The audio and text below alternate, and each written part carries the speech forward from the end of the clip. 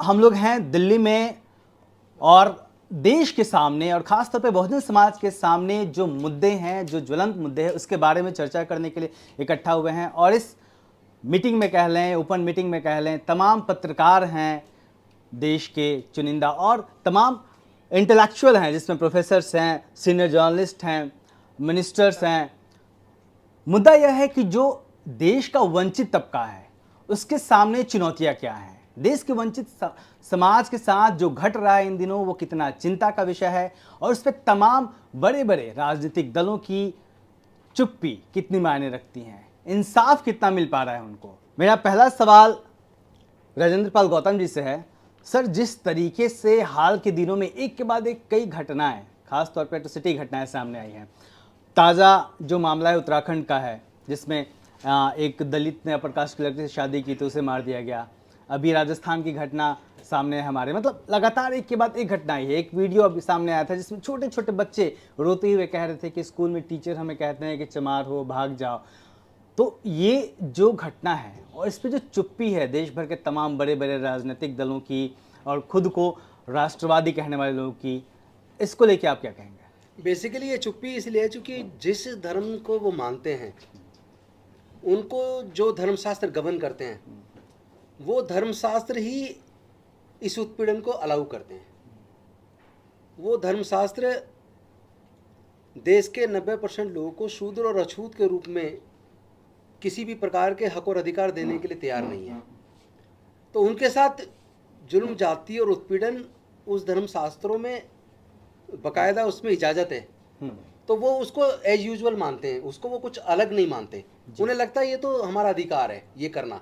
दलित के, आदिवासी के, पिछड़े वर्ग के, इनके साथ उत्पीड़न करना, इनको पढ़ने से रोकना, इनको व्यापार करने से रोकना, इसको वो अपना अधिकार मानते हैं। इसलिए उनकी तरफ उन्हें तो धर्मशास्त्र से स्वीकृति है, इसलिए उनको ये अनहोनी नहीं लगती, उन्हें कुछ अटपटा नहीं लगता।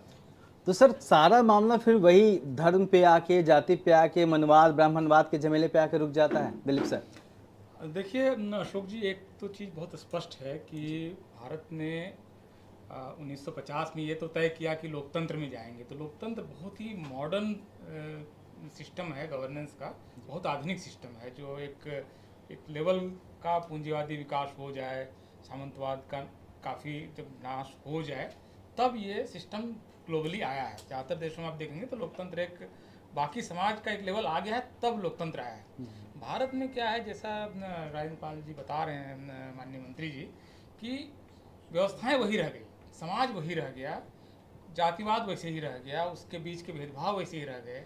अछूत मानना, धर्म जातियों के बीच में शादियां न हो इसका निषेध, किस जाति का कौन सा कर्म है, कोई और कर्म करता है तो कैसे रोकना है, कोई सम्मान के साथ अगर खड़ा हो जाए, बुलेट पर चढ़ रहा है तो उसको पीट देना है, ये सारा कुछ वही रह गया। तो ये एक बहुत अजीब तरह की व्यवस्था हम लोग की बनी, जहाँ सिस्टम बना बहुत मॉडर्न, जो गवर्नेंस का सिस्टम बना वो बिल्कुल दुनिया का सबसे आधुनिक सिस्टम, समाज रह गया पीछे। तो ये जो अंतर्विरोध है, इसको बाबा साहब ने पाटने के लिए कहा था कि इसको पाटा जाए। ये जो सामाजिक अंतर्विरोध है, या आर्थिक अंतर्विरोध है और मॉडर्न सिस्टम, इसके बीच के गैप को कम करना होगा, नहीं तो ये सिस्टम चलेगा नहीं। तो ये जो नहीं चल रहा है ना, ये जो कॉन्ट्रडिक्शंस आ रहे हैं, कोई किसी को पीट रहा है, बदले में आंदोलन हो रहे हैं, कभी SC ST एक्ट के खिलाफ आंदोलन होता है तो उसमें पता चला कि लाखों लोग सड़क पे आ जाते हैं, 12 लोग उसमें मरते हैं, केंद्र सरकार कानून बदलती। ये जो उत्पात है समाज में मचा हुआ है, ये इस उत्पात का जेनेसिस वहीं पर है कि समाज दूसरे लेवल पे चल रहा है और जो सिस्टम बनाया गया, जिसकी कल्पना है, वो अलग है। तो ये अंतर्विरोध है। सर, आप DU में हैं, तमाम नई पीढ़ी के बच्चे आते हैं, आपका उनसे इंटरेक्शन होता है, उनको वो कहते हैं अपर कास्ट के बच्चे के हमें मनुस्मृति नहीं पता, हम कास्ट को नहीं मानते हैं। वो कुछ बातें भी गिना देते हैं कि देखो यहाँ इंटरकास्ट मैरिज हो रही है, ये मेरा दोस्त है, तुरंत साथ चलते चलते बता देंगे कि ये तो मेरा दोस्त है, ये शेड्यूल कास्ट है। लेकिन फिर जो घटनाएं घट रही हैं वो आखिर कर कौन रहा है? प्रिसाइज उसी बात को एक्सटेंड कर देता हूँ। अभी मैं हिंदू कॉलेज में पढ़ाता हूँ और यहाँ आने के लिए मैं जैसे ही निकल रहा था तो स्कूटर पार्किंग से एक बुलेट निकला है और उस बुलेट में लिखा हुआ था ब्राह्मण। और गेट पे जब खड़ा था तो कोई लड़का उससे पूछ रहा था कि ब्राह्मण लेके किसी को डराना चाहते हो क्या? तो आप समझिए कि आप दिल्ली में रहते हैं, मर्सिडीज पे कोई ब्राह्मण क्षत्रिय लिख के घूम रहा है, कह रहा है कि जाति नहीं है, तब तो उसी तरह से है जो कबूतर आंख छुपा ले रेत में, आप बोले कि अब हम बिल्ली नहीं खाएगी। देखिए, दो सिस्टम को समझना पड़ेगा। आज़ादी के बाद दिलीप जी ने जो बात कही है उसको थोड़ा सा और हम स्पष्ट कर देते हैं। जब आज़ादी के बाद नई सरकार बनी थी तो उनका गवर्नेंस जो है लार्जली आप देखेंगे सब ऑक्सफोर्ड कैम्ब्रिज से आया था, है ना। तो थोड़ा European liberalism, democracy, liberal values के साथ जवाहरलाल नेहरू, अंबेडकर में जितने मतभेद हों, लेकिन सब मॉडर्न इंडिया बनाने के पे सहमति थी ना, ये समझना होगा।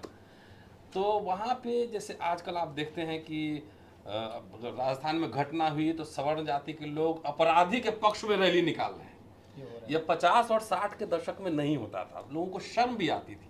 और मुझे याद है कि बेलछी कांड जब हुआ था तो इंदिरा गांधी भी गई थी, तो बड़े बड़े नेता जाते थे घटना में, परिवार से मिलते थे। आजकल छुटभइये नेता जाते हैं, कुछ वोट उठ के चक्कर में जाते हैं। तो जब तक ये यूरोपियन लिबरलिज्म, डेमोक्रेटिक वैल्यूज का प्रभाव रहा तब तक लोगों में मर्यादा, थोड़ा सा शर्म लिहाज बचा हुआ था। लेकिन अंडर करेंट जो है वो मनुस्मृति का जो है ना अंडर करेंट था। तो जब से राइट विंग पॉलिटिक्स का राइज हुआ है तब से जो अंडर करेंट था, तो राजनीति और समाज अब एक ही दिशा में जा रहा है। पहले राजनीति अलग था, समाज थोड़ा अलग था। अब उसी को पॉलिटिकल पार्टी, मुस्लिम का पीट के आओ तो पॉलिटिकल पार्टी उसको स्वागत करती है, दलित को पीट दो उस पर कोई नेता मिलने नहीं जाता है। तो अब जो दो धाराएं अलग अलग थी, अब दोनों धारा एक साथ मिल गई है। दूसरी बात मैं कह रहा हूं कि जो जातियों में चेतना आई है ना, तो जब जात जात के जब डीलर बन गए हैं तो इसीलिए उत्पीड़न ज्यादा बढ़ा है।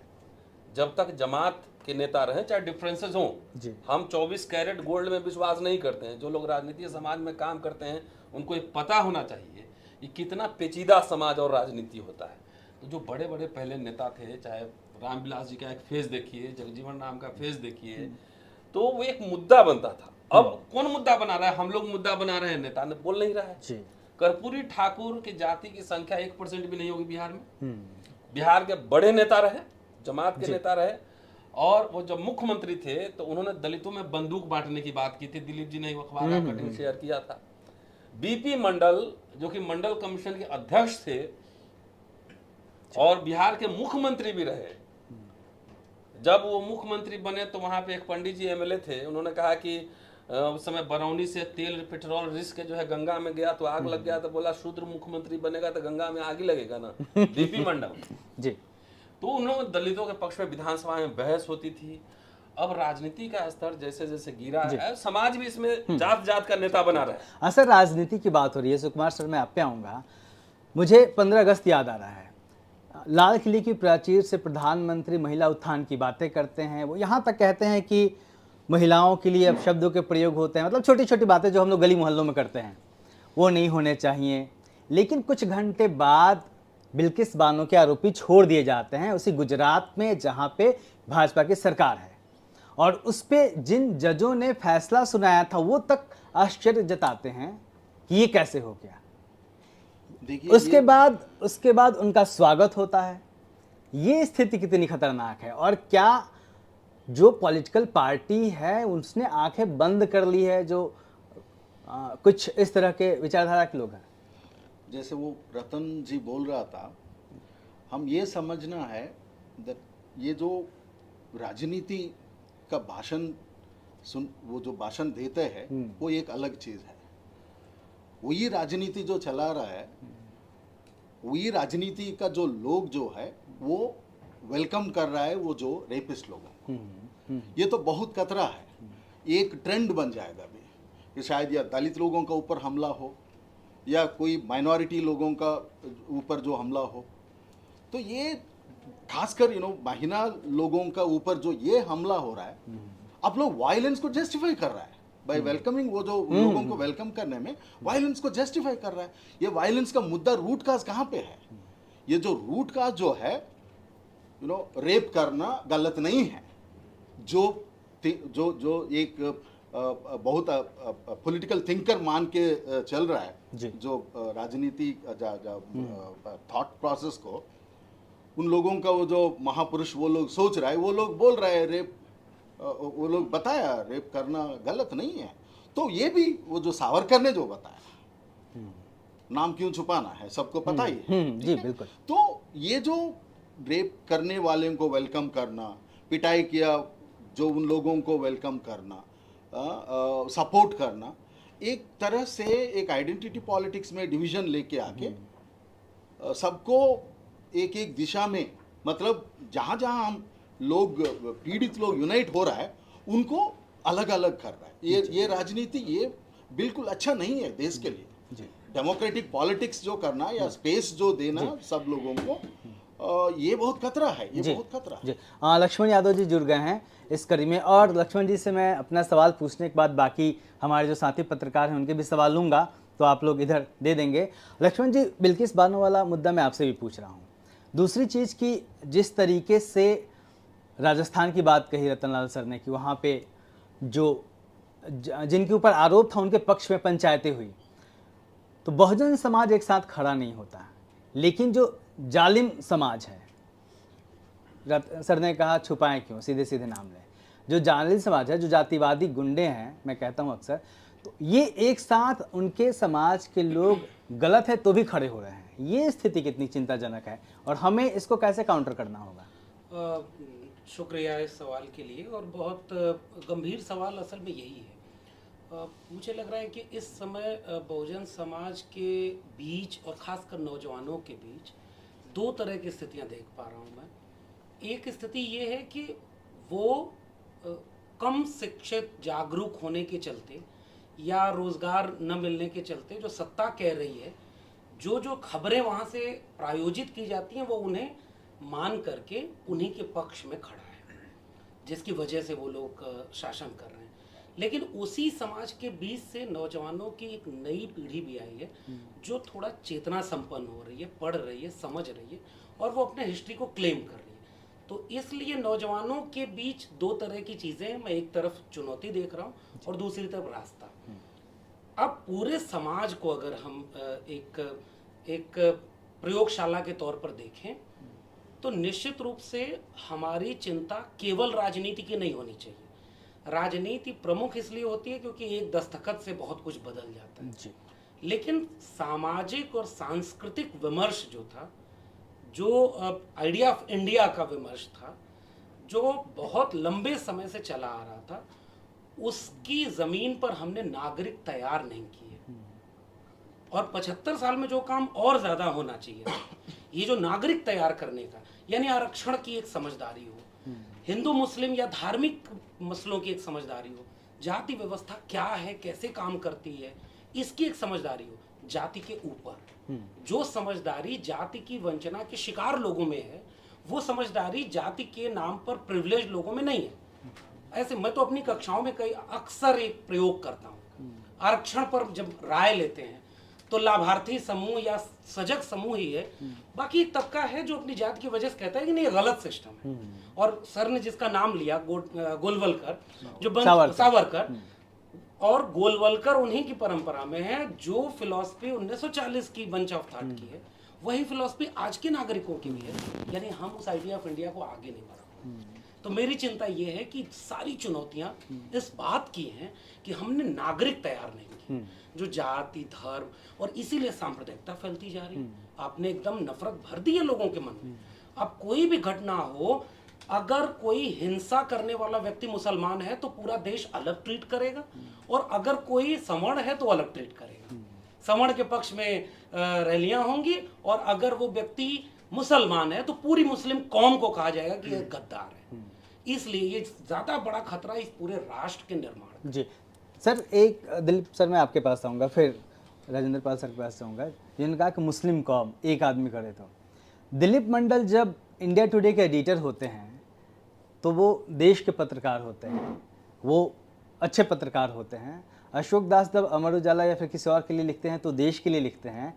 लेकिन जब हम और आप उन बातों को उठाने लगते हैं जिसकी बातें नहीं होती मीडिया में, तो हम जातिवादी क्यों हो जाते हैं? आपको लेके तो कैंपेन भी चल गया था 2 दिन नहीं, पहले। एक्चुअली देखिए समस्या ये है कि जो आइडिया ऑफ इंडिया जिसकी बात आप भी कर रहे थे और लोग भी कह रहे हैं, उसमें असल में बुनियादी समस्या ये है कि उसका जो जेनेसिस है, उसका जो ओरिजिन है, उसको जो ड्राइविंग फोर्स है, वहाँ से वो जिस तरह से इवॉल्व हुआ उसके अंदर ये समस्या है कि क्या नेशनल है।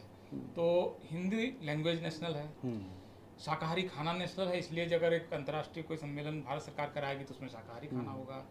अगर कोई किसी चीज़ का उद्घाटन होना है तो उसमें नारियल फोड़ा जाएगा। तो क्या नेशनल है? जैसे वो फिल्में हैं तो उससे उसके शुरू में कुछ लोग आमतौर पर जो बोलते हैं तो ये सब नेशनल है। और बाकी जो कुछ जो दरअसल बड़ी आबादी वो 80-85-90% तक हो सकती है उसका कल्चर, जैसे कर्नाटक में एक वो कहा गया कि 2 दिन तक शाकाहार रहेगा क्योंकि गणेश चतुर्थी, जबकि कर्नाटक लगभग 80 से 85% मांसाहारी है। ये आपको नेशनल सर्वे बता रहा है। तो जहाँ 90% आबादी रेगुलर मांसाहार करती है वहाँ पर 2 या 3% या 5% की इच्छा सब पे थोप दी जाती है। ये नेशनल है सब में। वहाँ पर वो 3% लोगों की जो इच्छा है वो आज की तारीख में एयर इंडिया का फूड है, वही शाकाहारी फूड वो देते हैं। तो ये समस्या है। बल्कि मैं दूसरे चीज़ की तरफ आपका इशारा करना चाहूँगा जहाँ से आपका प्रश्न आया था कि ये समस्याएं क्यों आ रही हैं इस समय ज़्यादा, जो उत्पीड़न की घटना है जिसको लेकर मंत्री महोदय ने ये सारा डिस्कशन ऑर्गेनाइज कराया है। तो उत्पीड़न की घटना है, मुझे ये लगता है कि देखिए चीज़ें रॉन्गली सेटल्ड थी कि गांव में एक सामंत होगा, उसके यहाँ लोग मुफ्त में काम करेंगे, फिर उनको मुफ्त में जाके सेवा करेंगे, ना ही उनका बाल काट देगा। ये मुफ्त की सेवा, उनको जो मन करेगा वो दे देंगे, नहीं मन करेगा नहीं देंगे, करेंगे, उनके घर की औरतें उठा लेंगे। ये सब एक नॉर्मल था, ये नॉर्मल था। तो ये जो सेटल्ड था ये रॉन्गली सेटल्ड था। तो बाबा साहब जैसे कहते हैं कि जो रॉन्गली सेटल्ड है उनको अनसेटल करना पड़ेगा। अनसेटल हो रहा है इस समय। आप यूनिवर्सिटी में लक्ष्मण साहब आज की तारीख में डिबेट सिर्फ इसलिए है क्योंकि SC ST OBC के स्टूडेंट पहुंच गए हैं सुकुमार सर। ये स्टूडेंट अगर नहीं पहुंचते तो ये डिबेट कहाँ, रोहित वेमुला का मामला इसलिए आया क्योंकि रोहित वेमुला PhD करने पहुंच गया। आप कल्पना कीजिएगा आज से 20 साल 30 साल 40 साल पहले जब शेड्यूल कास्ट का कोई स्टूडेंट PhD के लिए जाता ही नहीं तो ये कॉन्फ्रंटेशन कहाँ से आता जी। तो ये कॉन्फ्रंटेशन इससे अच्छा है कि अब ये जो रॉन्गली सेटल्ड है ये अनसेटल्ड हो रहा है और कुछ राइट तरीके से सेटल होगा। जो भी नया संतुलन बनेगा वो पिछले संतुलन से अच्छा होगा। एक खलबली मची है। बिल्कुल सर, आप एक चुनौती लगातार आप बात करते रहे हैं कि जाति तोड़ो समाज जोड़ो, तो वो जो अपने जो शेड्यूल कास्ट या फिर जो बहुजन समाज के बीच की जो चुनौती है वो चुनौती कितनी बड़ी है और वो अत्याचार के खिलाफ लड़ने में किस तरीके से सहायक हो पाएगी अगर ये हो जाता है? मैं समझता हूँ ये तब तक चुनौती बढ़ी है जब सवाल आप लोग दे दीजिए। ये तब तक बढ़ी है जब तक हम अपने लोगों को उनके इतिहास के बारे में बता नहीं देते। मैं हिस्ट्री का स्टूडेंट रहा हूँ, दिल्ली यूनिवर्सिटी से पढ़ा हूँ और Delhi university campus law centre से लॉ किया। तो मैं अपने अध्ययन के बेस पे ये इस बात के प्रति पूरी तरह से आश्वस्त हूँ कि अब से 4000 साल पहले दुनिया में ना कोई धर्म था ना कोई जाति थी जी। तो जाति किसने बनाई, ये सवाल महत्वपूर्ण है। जाति बनने से किसको फायदा हुआ और किसको नुकसान हुआ, ये सवाल महत्वपूर्ण है। अगर हम अपने इसको पूरी रिसर्च करें तो हम पाएंगे कि 5% लोगों को जाति के होने से फायदा हुआ और 95% लोगों को किसी न किसी रूप में जाति की वजह से नुकसान हुआ और 90% लोगों को तो भयंकर नुकसान हुआ। तो जिस दिन 90% लोगों को ये बात समझ में आ जाए कि दुनिया में जाति अमेरिका में नहीं है, चाइना में नहीं है, जापान में नहीं है, रसिया में नहीं है, ऑस्ट्रेलिया में नहीं है, न्यूजीलैंड में नहीं है, पूरी दुनिया में जाति नहीं है, भारत में क्यों है और बनाई किसने और फायदा किसको, नुकसान किसको हुआ। जिस दिन ये बात हम अपने लोगों को समझाने में कामयाब हो गए उस दिन 90% लोग जातियों को खत्म कर देंगे। इसीलिए हमने ये नारा दिया, जाति छोड़ो समाज जोड़ो। क्योंकि जाति कुदरत की बनाई हुई नहीं है, नेचुरल नहीं है, वो चालाक इंसानों ने बनाई है। कुदरत की बात होती तो सारी दुनिया में जी। रतनलाल सर, अगर ईश्वर की इच्छा होती सब जगह होता। जी रतनलाल सर, बिल्किस बानो का जिक्र किया हमने, किस तरीके से गुजरात मैं बिल्किस बानो वाले पे बोलना चाहूंगा। मतलब इस घटना से शर्मसार हो जाता है, दिल दुखता है। मतलब रेप किसी भी के साथ हत्या हुई है, रेप हुआ है, हत्याएं हुई है और उसमें हत्यारों को, रेप करने वालों को सजा हुई है। उनको ना केवल छोड़ देना तो अलग सवाल है, उससे बड़ा सवाल है जिन्होंने रेप किए और हत्याएं की उनको छोड़ने के बाद माला पहना के मिठाई खिलाना, वो भी किसी संगठन के द्वारा देश के लोगों को, दुनिया को क्या दिखाना चाहते हैं। मतलब रेप करने वाले, हत्या करने वाले लोगों को माला क्या पहन के, क्या उन्होंने कोई विजय हासिल कर ली है? ऐसा कौन सा महान काम कर दिया कि उनको माला पहनाई जाए, मिठाई खिलाई जाए? ये पूरे भारत को शर्मसार करने वाला है। पूरे दुनिया के सामने भारत बेइज्जत हो रहा है। ऐसी घटनाओं का सशक्त विरोध करना चाहिए। पार्टी पॉलिटिक्स से उठ के ऊपर उठ के होना चाहिए। वोट इतनी बड़ी चीज़ नहीं है, सत्ता इतनी बड़ी चीज़ नहीं है। इंसानियत खत्म कर रहे हो तुम, तो फिर भारत कैसे बचेगा? मुस्लिम आतंकवाद की बात होती है। चिदम्बरम जी ने जब होम मिनिस्टर थे तो एक सैफरन टेररिज्म कहा था, बहुत बवाल मचा था देश में। यशवंत सिंधे कुछ दिन पहले सामने आए हैं जो क्लेम कर रहे हैं कि वो 25 साल तक आरएसएस में रहे हैं और उन्होंने कोर्ट में एफिडेविट दिया है कि बीजेपी को इलेक्शन जिताने के लिए आरएसएस बम ब्लास्ट प्लान करती थी। लेकिन एक खामोशी है, डिस्कशन नहीं हो रहा है। तो जो सैफरन टेररिज्म है और मुस्लिम आतंकवाद है, तो एक पे हो हल्ला, दूसरे पे चुप्पी, क्यों? मुस्लिम आतंकवाद है तो उसके पक्ष में देश में कौन बोल रहा है? कोई बोल रहा है? आरएसएस का शस्त्र पूजन होता है, लाठी लेके जो वहाँ पे ट्रेनिंग चलता है, आखिर वो लाठी और शस्त्र पूजा किसके लिए है? किसको डराने के लिए? वो तो चाइना बॉर्डर पे तो जा नहीं रहे हैं, न पाकिस्तान जा रहे हैं। तो आरएसएस पहले ये भी बोल चुके हैं, दिग्विजय सिंह भी बोल चुके हैं जी। तो आरएसएस का कैडर ही कह रहा है।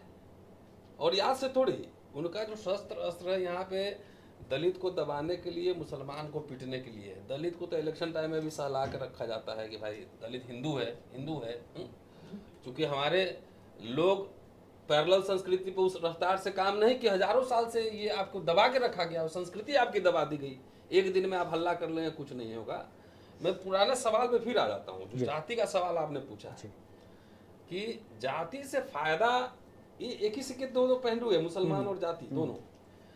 कि जिसको फायदा हो रहा है, जिस दिन उसको इससे नुकसान होने लगेगा, उस दिन जाति उन्मूलन आंदोलन वही सफल करेगा, वही ज्यादा बढ़ाएगा। इसका कारण बता रहा हूँ। अभी बोले कि 5% लोग पूरा ओपिनियन मेकिंग बनाते हैं देश में, 85% आप कहते रहिए, लेकिन किसी इंस्टीट्यूशन पे, संस्थान पर आपका कब्जा नहीं, इंक्लूडिंग पॉलिटिक्स। कम से कम देखिए, किसने बनाया? सीधा जाति व्यवस्था पढ़े लिखे ब्राह्मणों ने बनाया है, जिसका सबसे ज्यादा लाभ उनको मिलता है। जिस दिन, मेरे कहने का मतलब, बहुजन जमात इकट्ठा हो जाए पॉलिटिकली सोशली भी, हम अभी धार्मिक इस पे बात नहीं कर रहे, पॉलिटिकली सोशली भी इकट्ठा हो जाए और लगे कि अब उनको नुकसान होने लगा कि अब दिल्ली यूनिवर्सिटी में, जेएनयू में अभी अपॉइंटमेंट खाली आप ही का नहीं होगा, उस दिन सबसे पहले उन्मूलन का आंदोलन पढ़ा लिखा ब्राह्मण शुरू करेगा, तभी जाके वो मामला जो है ना कुछ आएगा। नंबर 1। नंबर 2,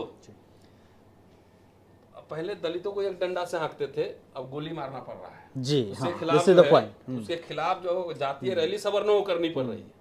इसका मतलब कि एक कॉन्फिडेंस का लेवल आ गया है ना। आपको अब गोली मारना पड़ता है, धमकी देना पड़ता है, वीडियो बना के वायरल करना पड़ता है। क्योंकि मैं यहाँ पे एक रेफरेंस देके बात खत्म करूँगा। डॉक्टर अंबेडकर ने लिखा 1930 के दशक में, वॉल्यूम 10 में जाके देखिए, अधिकतर जो अस्पृश्य हैं, भूमिहीन, खेतिहर मजदूर हैं, वो जब भी सवर्णों को लगता है कि ये उत्पाती हो रहा है, मतलब अपने हक की बात कर रहा है, तो सबसे पहला काम करता है कि वो उसका सामाजिक बहिष्कार करता है, सोशल बाइकआउट करता है, जो कि गांधी के बहिष्कार से भी ज्यादा खतरनाक है। नंबर 1। नंबर 2 कहते हैं कि दलितों की जो संख्या है, मुसलमानों की जो संख्या है, अमूमन हर गांव में छोटे छोटे हैं। मुसलमान पूरे भारत में फैले हैं, दलित भी गांव गांव फैले हैं। लेकिन मुसलमानों पर हम 30 की बात कर रहा हूँ, अभी की नहीं कर रहा हूँ, अभी स्थितियां बदल गई। उस समय अंग्रेज हुकूमत था, नेशनल मूवमेंट चल रहा था, इसलिए कि मुसलमान पर हमला करने से ये हिंदू डरते हैं, क्योंकि जब हमला करेंगे तो सारे मुस्लिम इकट्ठा होंगे, और जब भी मुस्लिम हितों पे कुठाराघात होता है, मुसलमान उनका बदला लेंगे। लेकिन अस्पृश्यों पे किसी भी तरह की कोई भी हिंसा होती है तो उसका प्रतिशोध लेने वाला कोई नहीं होता, इसलिए उनका मनोबल बढ़ता जाता है। इसीलिए मैं कर्पूरी ठाकुर साहब का वो रेफरेंस मैंने दिया कि संविधान आपको आत्मरक्षा, अपने स्वाभिमान मान सम्मान की रक्षा का अधिकार देता है। कोई एज ए प्रोफेसर मेरे से बात करेगा तो जाहिर है मुझे प्रोफेसर बात करनी चाहिए।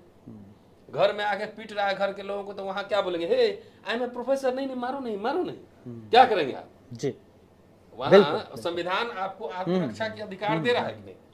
तो जो कॉन्फिडेंस का लेवल बिल्डअप हुआ है, उसको मुझे लगता है 2 कदम और पुश करने की जरूरत है। मतलब इसको ऐसे समझा जा सकता है कि कोई भी अपर कास्ट या फिर कोई भी उसी को मारता है या फिर प्रताड़ित करता है, जिससे उसको लगता है कि वो रिएक्ट नहीं करेगा, और शायद यही वजह है। निश्चित। लक्ष्मण जी, एक बड़ा सवाल इसमें ये भी है, 85% की बात कह रहे हैं हम लोग, बहुजन समाज की बात कह रहे हैं। बहुजन समाज क्या छलावा है अभी तक, या फिर वो बन रहा है तो कितना बन पाया है? क्योंकि जो दलितों पे अत्याचार की घटनाएं होती हैं उसमें कहीं ना कहीं पिछड़ी जातियों के भी बहुत सारे लोग शामिल होते हैं, ये आंकड़े बताते हैं। एक तो ये कितना बड़ा चुनौती है समाज के बीच में, और दूसरा इससे कैसे निपटा जाए। जो अदर जातियां हैं, पिछड़े समाज की मजबूत जातियां जो दलितों पे अत्याचार करती हैं, वो उनको कैसे समझाएंगे आप?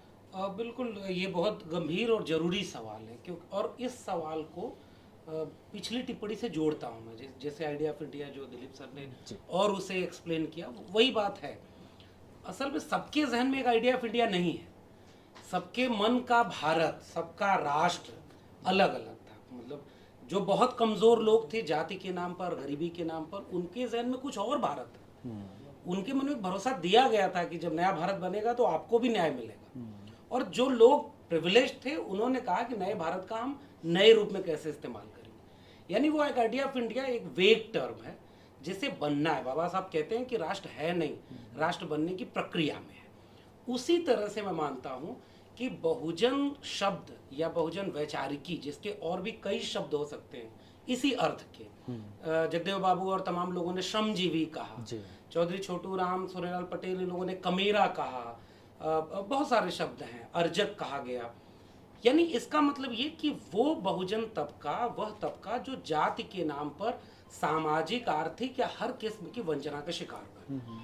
इसे एक आइडियोलॉजिकल फ्रेम में हम कहते हैं कि सबकी चूंकि वंचना एक जैसी है, एक आधार पर कास्ट बेस्ड है, और कास्ट बेस्ड डिस्क्रिमिनेशन ही इकोनॉमिक डिस्क्रिमिनेशन है, तो इसलिए उन सब का दर्द चूंकि एक है तो दवा एक है।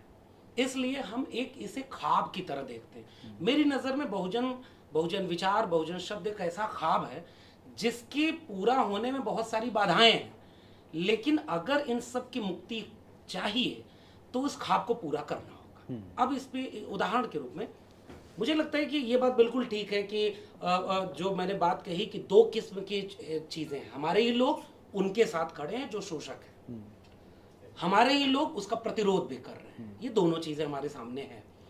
अब हमारी जिम्मेदारी बतौर समाज क्या है?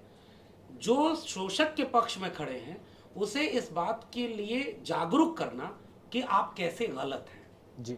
अगर जब तक हम ये जिम्मेदारी नहीं निभा पाते तो हम केवल ये दोष नहीं दे सकते कि वो गलत हैं जो उनके खेमे में है। यही बात हर तबके पे लागू होती है।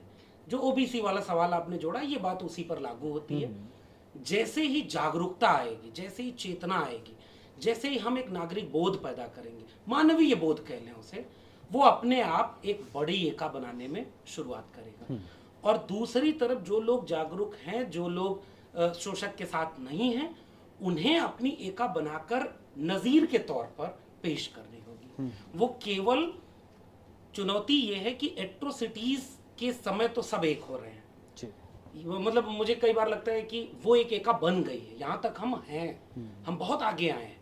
13 पॉइंट रोस्टर का आंदोलन हो, SC/ST एट्रोसिटी प्रिवेंशन एक्ट का आंदोलन हो, दोनों बार भारत बंद हुआ, वो एका दिखी बिना किसी राजनेता के, बिना किसी लीडरशिप के। वो एक समाज बोध था। मुझे लग रहा है वो जिम्मेदारी हमें निभानी है, जागरूक लोगों को। और जो नहीं, जो शोषक के पक्ष में खड़ा है, वही ओबीसी जातियों। अच्छा, आखिरी बात ये, उत्पादन संबंधों का जो रिश्ता है उसके चलते उन्हें इस्तेमाल भी तो किया जाता है। आपके खिलाफ आपके लोगों को इस्तेमाल करने से एक लंबे वक्त तक शोषण कायम रह सकता है। पूरा एजुकेशन पैटर्न इसलिए लाया गया ब्रिटिशर्स के द्वारा, उसका एक चेतना का प्रसार हुआ, वो हमारे लिए था, उनके लिए क्लर्क बनाने का था। तो उन्होंने जो पढ़ाई की तुरंत उस सिस्टम में फिट होने की, और उन्होंने उसका लाभ लिया। हमारे लोगों ने उसे लिबरेट करने में इस्तेमाल किया। हमारे लोगों को वो लिबरेशन चाहिए, फिर वो शोषण अपने आप खत्म। तो एन सुकुमार सर, जो लोग निकल के यूनिवर्सिटीज़ में पहुँचे हैं, जैसे लक्ष्मण यादव पहुँच गए, दिलीप सर बड़े पत्रकार हैं, आप हैं, रतनलाल जी हैं, सर हैं, तो इन जगहों पे जो हमारे समाज के लोग बैठे हुए हैं, उनकी जिम्मेदारी क्या है और उनकी भूमिका कितनी महत्वपूर्ण होगी इसमें, और कैसे पार्टिसिपेट कर सकते हैं एक करने में और चीज़ों से लड़ने में? इनके जिम्मेदारी बहुत ज़्यादा है, बहुत अलग अलग रूप से जिम्मेदारी लेना पड़ेगा। जैसे ये फर्स्ट जनरेशन जो लोग यूनिवर्सिटी स्पेसेस में जब 90s में जो रिजर्वेशन इम्प्लीमेंटेशन करना शुरू किया, उसका पहले कभी भी नहीं थे। सब लोग हम यहाँ पे बैठे हैं, सब लोग हम फर्स्ट जनरेशन लर्नर्स हैं। तो इनका जिम्मेदारी क्या है? एक तो पेडागोजी का कॉन्टेक्स्ट में हम देखा गया तो हम कोर्सेस इस तरीके से डिवाइस करना, एक दलित बहुजन थॉट या अम्बेडकराइट थॉट जो हमने दिल्ली यूनिवर्सिटी में बनाया, अंडरस्टैंडिंग अम्बेडकर कोर्स जो है ये बहुत पॉपुलर कोर्स है दिल्ली यूनिवर्सिटी के अंदर। वो इतना मेहनत करके हमने बनाया, और मास्टर्स लेवल पे भी जिस तरीका से हम दलित बहुजन थॉट को, चिंतन को लेके हम एक चीज़ है, पेडागोजी को लेके एंगेज करना पड़ेगा। दूसरा, जहाँ जहाँ जो संस्था का अंदर जो एक कमिटीज होता है उसमें जो दलित या बहुजन ओबीसी फैकल्टी हो या SC/ST फैकल्टी हो, ये सब लोग अपना जिम्मेदारी क्या है? क्या वहाँ पे जाके हम चुप बैठ के वो साइन करके आना, जो चीज़ बता देंगे वो हम ऐसा नहीं बैठना। उनको सवाल करना पड़ेगा। वहाँ पे जो डिस्क्रिमिनेशन होता है उनसे ये सवाल करना पड़ेगा, देखो हमारा बच्चे का खिलाफ आप लोग क्यों इस तरीके से कर रहे हैं, जो हम रिप्रेजेंट कर रहे हैं हमारा कम्युनिटी को। तो उस तरीके से संस्था का अंदर जितना भी कमिटीज हो उसमें हम शामिल होना बहुत जरूरी है। सवाल करना इंस्टीट्यूशन के साथ वो बहुत जरूरी है। और तीसरा इम्पॉर्टेंट जो है, एक कनेक्टिविटी बनना बहुत जरूरी है पूरा देश का अंदर। जैसे हम ये जो मिशन जय भीम का द्वारा भी जिस तरीके से भी हम सारे देश का अंदर जितना भी फैकल्टी हो उनसे कनेक्ट करके एक अल्टरनेटिव क्या, द पेडागोजी जो है, द हिस्ट्री जो है, द नॉलेज जो है, उसको पूरा हम इस्तेमाल करना ही पड़ेगा। जी मेरा एक सवाल और है, उसके बाद मैं आप लोगों के सवाल लूँगा, उसके बाद हम लोग वाइंड अप करेंगे। उस सवाल के पूछे जाने तक जो सवाल आएंगे मैं उसको ले लूँगा। Dilip sir, social media expert हैं आप, नहीं मैं सर के पास एक गंभीर और सवाल है उसके ऊपर आऊँगा। सोशल मीडिया एक्सपर्ट हैं आप जो लिखते हैं कहते हैं फ़र्क पड़ता है, मतलब पसीना आता है विपक्षियों को। तो इस तमाम लड़ाई में सोशल मीडिया कितना इम्पॉर्टेंट है, और जो हमारे बच्चे हैं, हमारे समाज के बच्चे हैं, उनको किस तरीके से इसको इस्तेमाल करना चाहिए ताकि वो फंसे भी ना और लड़ाई लड़ी भी जा सके? देखिए, इस सवाल को मैं एक दूसरी जगह से उठा रहा हूँ, और जहाँ पर डॉक्टर लक्ष्मण यादव ने छोड़ा था वहाँ से उठा रहा हूँ। जी, जैसे आपने कहा कि ये जो बहुजन का कॉन्सेप्ट है, क्या ये एक छलावा है, एक सिर्फ आइडिया है, एक वर्चुअल कॉन्सेप्ट है, कोई मतलब एक ऐसी चीज़ है जो शायद अचीव होनी चाहिए और आज जिसकी हम बातें तो करते हैं लेकिन अचीव कहाँ हो पाई? ये एक्चुअली मैं इसको दो तरीके से देख रहा हूँ। ये जो, और इसमें मैं सोशल मीडिया को जोड़ता हूँ इस विमर्श में, कि दो चीज़ें असल में यूनिटी बनाती है, जो एकता बनाती है। ऐसा नहीं हो सकता है कि हम दो अगर अलग अलग तरह के लोग हैं तो हमारे बीच में एकता किस बात पे हो, बनेगी? कोई एक वजह तो होनी चाहिए ना, कॉमन इंटरेस्ट हो, कोई कॉमन हॉबीज हो, कोई चीज़ तो हो। तो जो सामाजिक एकता है वंचितों की, वो दरअसल दो कारणों से बन सकती है। पहला पक्ष है कि कॉमन इंटरेस्ट, स्वार्थ। दरअसल देखिए, एक तो सच है कि भारत तेजी से शहरीकरण की ओर बढ़ रहा है। 30-35% तक शहरी हो चुका है। तमिलनाडु जैसे राज्य तो लगभग 55% शहरी हो चुके हैं। तो भारत को देर सवेर अगले 40-50 साल में पूरा भारत लगभग शहरी बन जाएगा। कुछ हिस्से इसके ग्रामीण बचेंगे, जो रफ्तार है उससे लग रहा है। तो शहरी स्पेस में कॉमन इंटरेस्ट आपको SC/ST और OBCs का मिल जाएगा, क्योंकि इंस्टीट्यूशंस में वो गायब है। किसी भी इंस्टीट्यूशन में देखिए, जुडिशरी, मीडिया, ब्यूरोक्रेसी, अच्छे हॉस्पिटल, अच्छे वकील, ये सारे चार्टर्ड अकाउंटेंट्स, ये सारे स्पेस में खाली है। तो इन जगहों को भरने की जो एक इच्छा है इन तमाम जातियों की, ये कॉमन इंटरेस्ट पैदा कर रही है कि हम जुडिशरी में क्यों नहीं है, यूनिवर्सिटी सिस्टम में हमारे प्रोफेसर कहाँ हैं, वाइस चांसलर्स कहाँ हैं, हमारे लोगों को बैंक लोन क्यों नहीं मिलता है। तो ये कॉमन इंटरेस्ट क्रिएट कर रहा है। तो मुझे लगता है कि इसलिए बहुजन जो आइडिया है, और इसको कनेक्ट करने में सोशल मीडिया ने बहुत ज़्यादा भूमिका निभाई जी। कि हम एक दूसरे को नहीं जानते थे। मैं जो बोलता था मुझे लगता था कहीं मैं पागल तो नहीं हूँ जो बोल रहा हूँ, मैं बोल रहा हूँ और मैं ही सोच रहा हूँ। लेकिन आज मैं जब बोलता हूँ और मुझे अगर 20,000 लोग उसको इंडोर्स कर रहे हैं, तो मुझे लगता है 20,000 लोग मेरी तरह सोचने वाले हैं। मैं अकेला पागल अपने कमरे में नहीं सोच रहा हूँ। हम जो कह रहे हैं वो रेजोनेट कर रहा है, वो आवाज़ गूंज रही है, एक यूनिटी बन रही है। और दूसरी चीज़ तो एक तो कॉमन इंटरेस्ट, स्वार्थ जिसको बोलते हैं, अगर नेगेटिव टर्म में इस्तेमाल करें तो स्वार्थ जो है वो जोड़ेगा बहुजनों को। जैसे दिल्ली यूनिवर्सिटी में अगर 82 कॉलेजेस हैं और एक भी अगर शेड्यूल कास्ट, शेड्यूल ट्राइब या ओबीसी का प्रिंसिपल नहीं है तो SC ST OBC के टीचर्स के बीच में इस मुद्दे पे यूनिटी बन सकती है कि प्रिंसिपल्स को एक कार्डर मान के इसके अंदर आप SC ST OBC रिजर्वेशन लागू कीजिए, 82 प्रिंसिपल को एक यूनिट मानिए। इस तरह की यूनिटीज बनेंगी, यही दिशा है आगे चल के। दूसरी चीज जो जोड़ेगी वो है न्याय का पक्ष। और इसमें क्या कोई जुल्म हो रहा है, कोई अन्याय हो रहा है, तो एक मानव के अंदर एक प्रवृत्ति होती है कि अन्याय जिनके प्रति हो रहा है उसके साथ पीड़ित के पक्ष में खड़ा होना। तो ओबीसी को भी ये सोचना पड़ेगा कि समाज व्यवस्था में जो ज़्यादा पीड़ित हैं उनके सवालों को प्राथमिकता दें। ओबीसी की एक ऐतिहासिक जिम्मेदारी है क्योंकि उनकी संख्या ज़्यादा है, उनके पास ज़मीन है, वो उतना ज़्यादा उत्पीड़ित नहीं है। तो अगर उनको इस फ्रेम के अंदर रहना है तो उनकी ऐतिहासिक जिम्मेदारी है कि न्याय का जब सवाल हो, ओबीसी का व्यक्ति अगर दलित को उत्पीड़न कर रहा है तो ओबीसी इंटेलेक्चुअल के सामने ये प्रश्न होना ही नहीं चाहिए कि कहाँ खड़े हों।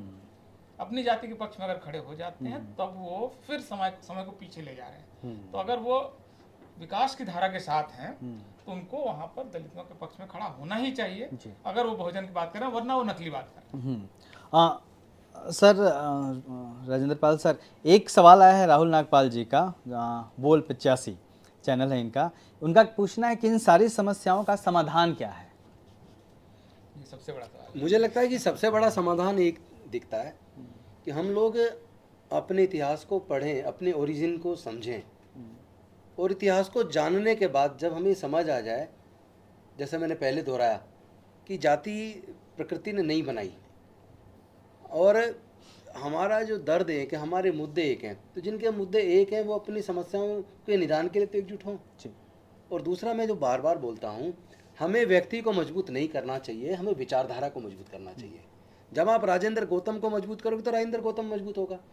राजेंद्र गौतम मर सकता है, बीमार हो सकता है, बिक सकता है, वो समाज का गद्दार हो सकता है, लेकिन अगर आपने गौतम को मजबूत करने के बाद विचारधारा को मजबूत किया तो विचारधारा कभी नहीं मरती, विचार कभी नहीं मरता, चलते रहते, वो चलता रहता, सतत प्रक्रिया है। तो मुझे लगता है इस समस्या का समाधान हो सकता है। एक सवाल आया है, किसने पूछा है, नाम नहीं लिखा है, वो बता दें।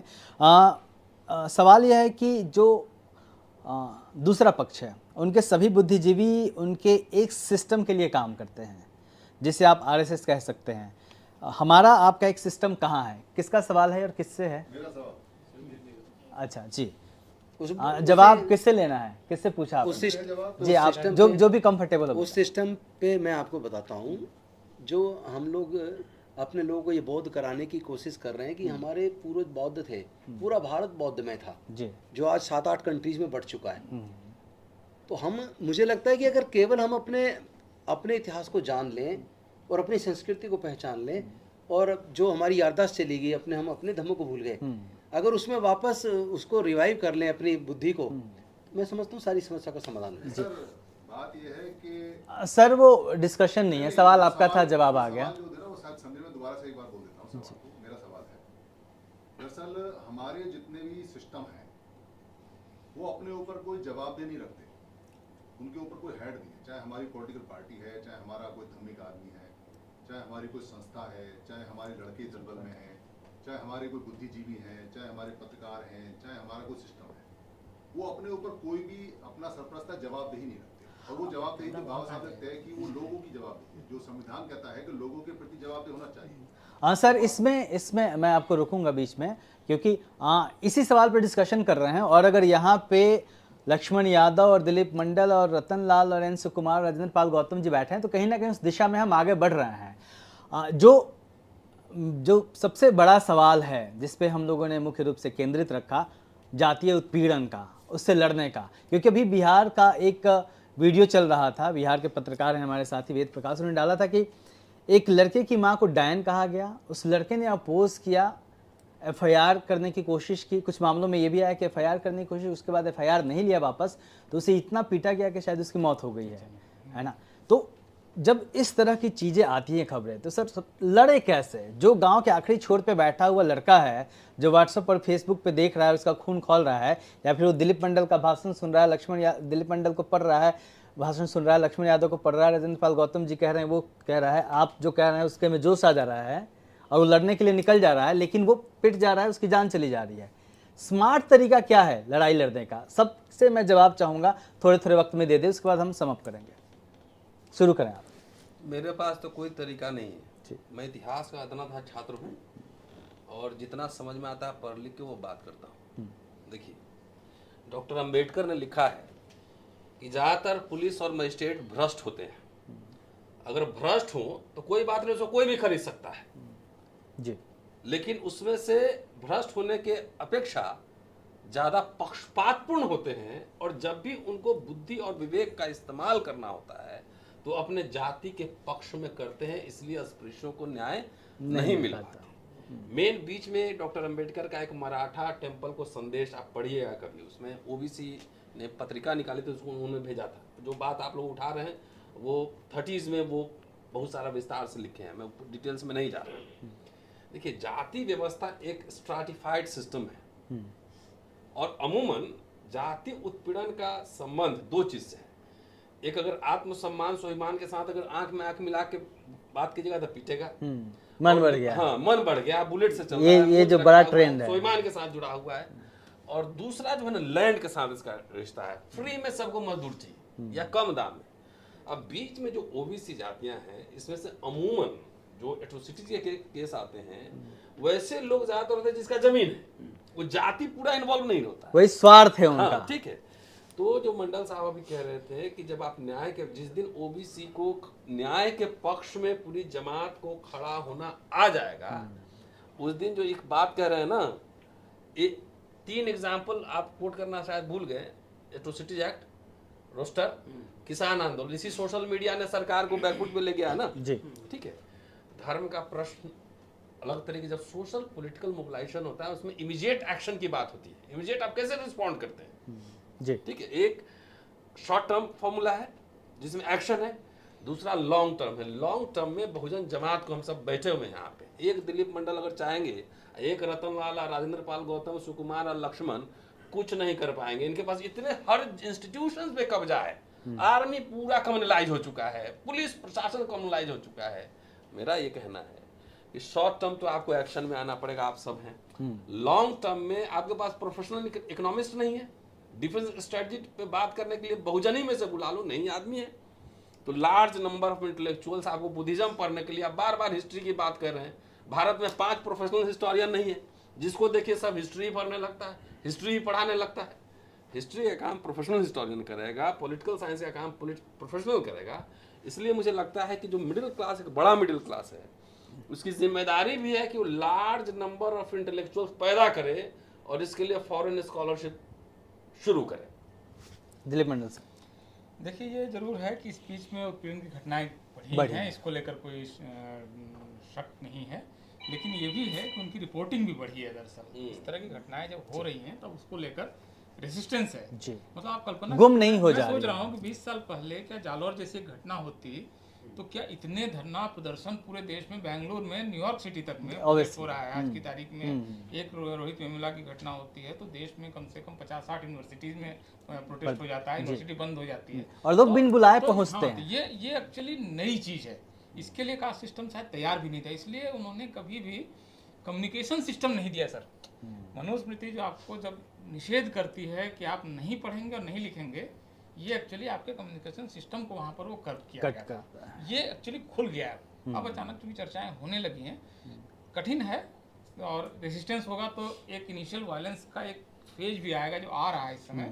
लेकिन वही है कि रॉन्गली सेटल्ड है, वो नए ढंग से सेटल होगा। और इसमें एक चीज़ बहुत महत्वपूर्ण मंत्री साहब जी कह रहे हैं कि एक आपको अपनी पुरानी ग्लोरी को भी फिर से याद करना पड़ेगा कि हमेशा ऐसा नहीं था। हमेशा ऐसा नहीं था कि आदमी अलग अलग जातियों में पैदा हो रहा था। ये बहुत आर्टिफिशियल और न्यू कंस्ट्रक्ट है। तो चूंकि आर्टिफिशियल और न्यू कंस्ट्रक्ट है तो इसको नष्ट किया जा सकता है। ये बनाया गया है तो इसको नष्ट किया जा सकता है। हाँ, जो चीज़ बनाई जा सकती है उसको नष्ट किया जा सकता है। तो कास्ट सिस्टम अगर कुछ जातियों ने अपने फायदे के लिए उसका सृजन किया तो जो इसके लाभार्थी नहीं है वो एकजुट होकर इसको नष्ट भी कर सकते हैं। ये एक्चुअली एक फिलोसॉफिकल मोरल विश्वास अपने ऊपर होना चाहिए कि इसको नष्ट किया जा सकता है, क्योंकि न तो ये ईश्वरीय है, न ये मोरल है, न ये न्यायिक है। तो इसका होना अपने आप में ही मतलब एक व्यतिक्रम है, एक धारा के विपरीत है, अन्याय है। तो इसका नष्ट हो जाना चाहिए और दुनिया इसी दिशा में चलेगी, ऐसा मुझे लगता है। जी सर, राजेंद्र पाल साहब। मैं बिल्कुल सहमत हूँ इस बात से। और इसी काम में हम लगे भी हैं, क्योंकि जैसा मैंने पहले कहा कि आज ये जो जिसको हम ब्राह्मणवाद बोलते हैं, बेसिकली एक व्यवस्था है ये जो ऊंच नीच पर आधारित है। इस व्यवस्था को शूद्रों ने और अछूतों ने भी अपना लिया। उन्होंने भी अपने अंदर उस ब्राह्मणवाद को पाल लिया, वो भी एक दूसरे से जातिवाद कर रहे हैं। तो मैं पूरे देश से जाति व्यवस्था खत्म हो जाए उस पर जाने की बजाय जो प्रयास हम लोग कर रहे हैं वो ये कर रहे हैं कि जो दलित और अति पिछड़े आदिवासी हैं, कम से कम वो अपने अंदर के जातिवाद को ख़त्म करें। वो तो इस सच को जाने की जातियाँ कुदरत ने नहीं बनाई, और हम सबके दर्द है कि हम जैसे हमारी परेशानी है क्या, तो हम अपने अंदर को जिस दिन अपने अंदर के जातिवाद को मार लेंगे, जैसा दिलीप जी ने कहा कि ये क्रिया की प्रतिक्रिया होती है। ये जो घटनाएं बढ़ी हैं ये प्रतिक्रिया है। जो हमने विरोध शुरू किया, हमने बोलना शुरू किया, सच के लिए लड़ना शुरू किया, न्याय के लिए बात उठानी शुरू की, उसकी वजह से उत्पीड़न की घटना तेजी से एकदम ज़्यादा दिखने लगी है। लेकिन ये दिख रही हैं तो ये ख़त्म भी होंगी। अल्टीमेट हमें जीत के लिए जो सबसे बड़ा अच्छा मंत्र मुझे लगता है वो ये है कि हम अपने अंदर के जातिवाद को पहले ख़त्म करें और व्यक्ति को नहीं, विचारधारा को मजबूत करें। सुकुमार सर, Thank you. आपका कमेंट। 3 चीज़ बहुत इम्पोर्टेंट है जी। एक तो है एक एंटी कास्ट ट्रेडिशन को हम फॉलो करना, यू नीड टू क्वेश्चन, एक चीज़ है। दूसरा चीज़ है एक लीडरशिप है। लीडरशिप और एंटी कास्ट ट्रेडिशन का जो कॉम्बिनेशन है वो हम देख रहे हैं। हम 10 साल का पहले ऐसे कभी भी नहीं बैठ सकते थे हम, अब आज बैठना शुरू किया हम, ये आगे बढ़ रहा है। जो मिशन जेबीएम का भी वो एक यही है ना। और तीसरा इंपॉर्टेंट जो है एक कैडर बेस्ड है। कैडर जब होगा तब लोकल लेवल पे, जब आप बोल रहे हैं एक रूरल बिहार में या रूरल आंध्रा में या कहीं पे रूरल राजस्थान में ऐसा हो रहा है, तो वो एक विचारधारा जो हम प्रमोट करते हैं, हम एंटी कास्ट विचारधारा को, उसी दिशा में हम एक कैडर को बिल्ड करना बहुत जरूरी है। बस ये 3 चीज़ थोड़ा बहुत ध्यान रखा तो आगे आने वाला दिन में जरूर हम जस्टिस को प्रोटेक्ट कर सकते जी लक्ष्मण जी।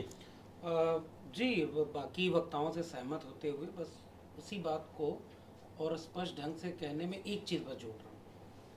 उत्पीड़न की घटनाएं बढ़ी हैं, इसकी बजाय मुझे लग रहा है कि अब उत्पीड़न की घटनाओं को चिन्हित किया जा रहा है। जिस पर उत्पीड़न हो रहा है वो बोल रहा है, उजागर होने लगी तो वो दिख रहा है, लड़ने के लिए भी तैयार है वो। और जब दिख रहा है तो समाज इतना तैयार है कि वो अपने, और बिहार में घटना, राजस्थान की घटना पर अगर बिहार में प्रोटेस्ट हो रहा है तो एक रिश्ता भी बन रहा है, और ये एक रिश्ता पैन इंडिया मूवमेंट की तरफ बन रहा है जो स्वाभाविक रूप से बन रहा है। यानी जो बहुजन एका की बात हो या इस तरह की किसी भी चीज़ की हो, उसके लिए बहुत सकारात्मक चीज़ है।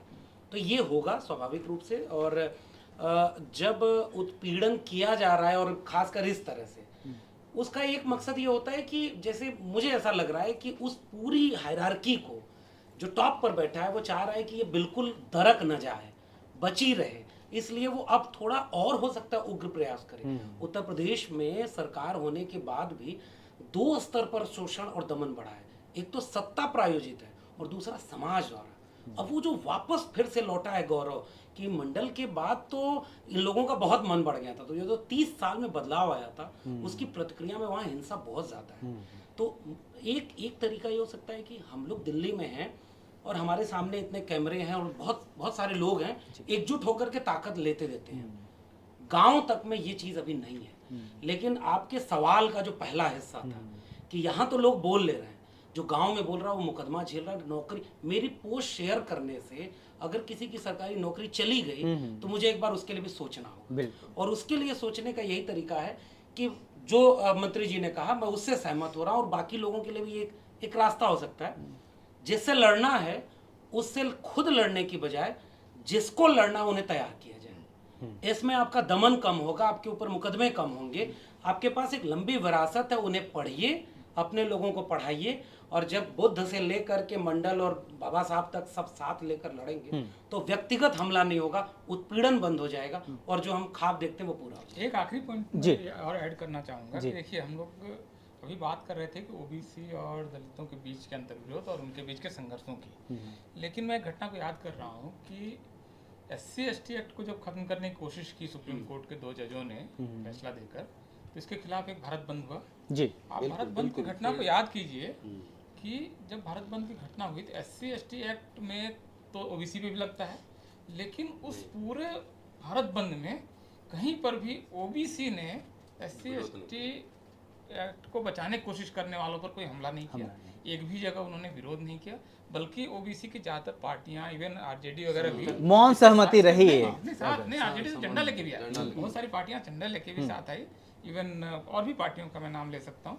तो यूनिटी के पॉइंट्स हैं ये। अब देखिए न्याय वाला पक्ष है कि भाई एससी एसटी के साथ अत्याचार होता है, हमारे लोग भी करते होंगे, लेकिन हमको इनके साथ होना चाहिए। तो जो हमले हुए आप जान सकते हैं किन लोगों ने किए थे, तो कोई हमला ओबीसी की तरफ से इतने बड़े देश में, इतने बड़े प्रोटेस्ट में नहीं हुआ। तो ये पॉजिटिव है। इसमें दिलीप जी एक पॉजिटिव हो रहा है, आपको याद होगा जिस दिन ये भारत बंद हुआ था उसके कुछ ही दिन बाद उन्होंने भी भारत बंद बुलाया था कि हम इसके खिलाफ, हाँ, जब फ्लॉप हो लेकिन गया। उसमें ओबीसी ने साफ मना कर दिया कि हम उसके साथ नहीं जी जाएंगे। जी। और ये यही अच्छा चीज संकेत। मैं समाप्त करूं, और यही चीज बहुजनों की ताकत दिखाती है कि जब एससी एसटी एक्ट के विरोध में दलित समाज सड़कों पे उतरा तो ओबीसी के लोग सहमति में खड़े थे, लेकिन जब इसके विरोध में सवर्णों ने जुलूस निकाला तो ओबीसी समाज ने पैर पीछे खींच लिए, जिसकी वजह से वो फेल हो गया। तो बात फिर वही घूम फिर के विरासत पे आ जाती है, विरासत पे लौटने की आ जाती है। सवाल इतना है, एक पॉइंट था कि ओबीसी लीडर्स जी पोजीशनिंग किया उसमें। जी, सवाल इतना है कि जिन व्यवस्थाओं ने दलितों को दलित कह दिया, शूद्रों को शूद्र कह दिया, वो अपने फायदे के लिए कर रहे थे। लेकिन यहाँ पे सोचना यह है और चिंता का विषय यह है कि दलितों ने खुद को दलित मान लिया, शूद्रों ने खुद को शूद्र मान लिया। आप तमाम लोगों का बहुत बहुत शुक्रिया। और शायद इसीलिए बाबा साहब डॉक्टर अंबेडकर ने एनिहिलेशन ऑफ कास्ट की बात की थी कि कास्ट को बम लगा के उड़ा देना चाहिए या फिर उसे खत्म कर देना चाहिए, और जाति के विनाश की बात की थी। आप सबका बहुत बहुत शुक्रिया जिन लोगों ने भी पैनल में हिस्सा लिया, और मेरे तमाम साथी पत्रकार मित्रों का शुक्रिया जो लोग संयम बना के लगे रहे हैं।